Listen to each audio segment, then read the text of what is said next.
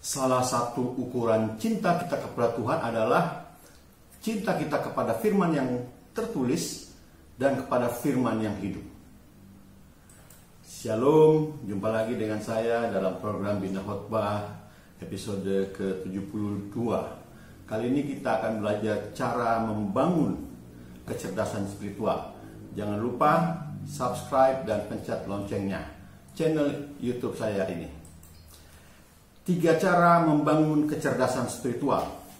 Cerdas secara spiritual atau dekat dengan Tuhan harus dibuktikan dengan berada di zona berserah yang mensyaratkan 3 hal, yaitu 1. Gelombang otaknya harus lebih banyak dalam posisi alfa dan theta.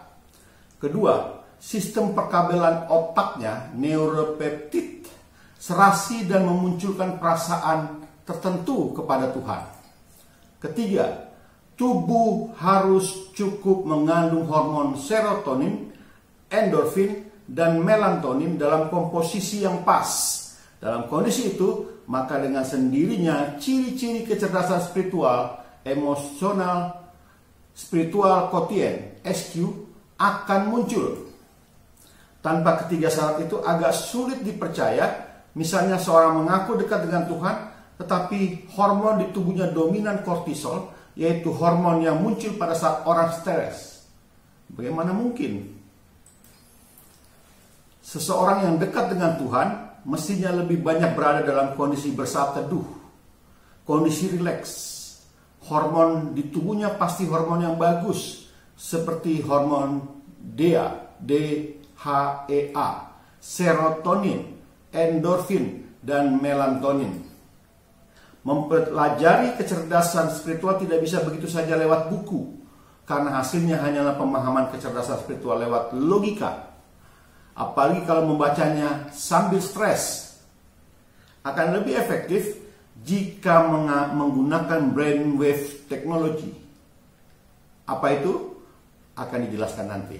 Yaitu dengan mendengarkan CD musik yang berfungsi menarik gelombang otak ke alfa theta selama 20 menit pada pagi dan 20 menit petang hari. Kita juga bisa melatih kecerdasan spiritual lewat puasa. Karena puasa bisa menurunkan gelombang otak dari beta ke alfa theta, sehingga membuat orang lebih sabar dan memunculkan keinginan untuk berbuat baik. Kalau itu berlanjut hingga 10 hari, maka otaknya akan stabil beroperasi di alfa theta. Kalau hal itu berlanjut hingga 20 hari, maka hormon-hormon yang baik dan menenangkan akan diproduksi oleh tubuh. Saat itu dia akan melihat hidup ini dengan cara lain, menjadi mudah bersyukur dan mudah merasa terharu.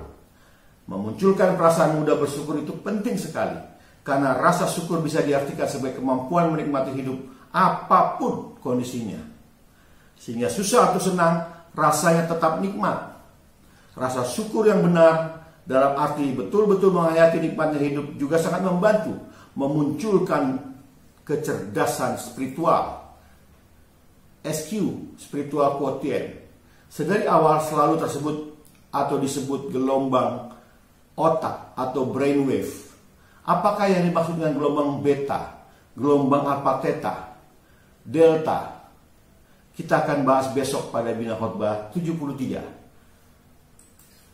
Penting diketahui, otak pengkhotbah terdiri dari miliaran sel otak yang disebut neuron. Setiap neuron saling berkomunikasi menjalin hubungan dengan memanfaatkan gelombang listrik.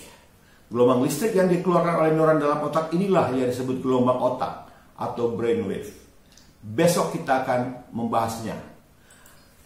Demikian 3 cara membangun kecerdasan spiritual seseorang dengan seorang pengkhotbah. Kita sambung pada episode 73. Apa itu gelombang otak alpha theta? Penjelasan rinci dan detail ada di buku ini. Miliki buku ini, hubungi nomor telepon yang tercantum. Salam wow.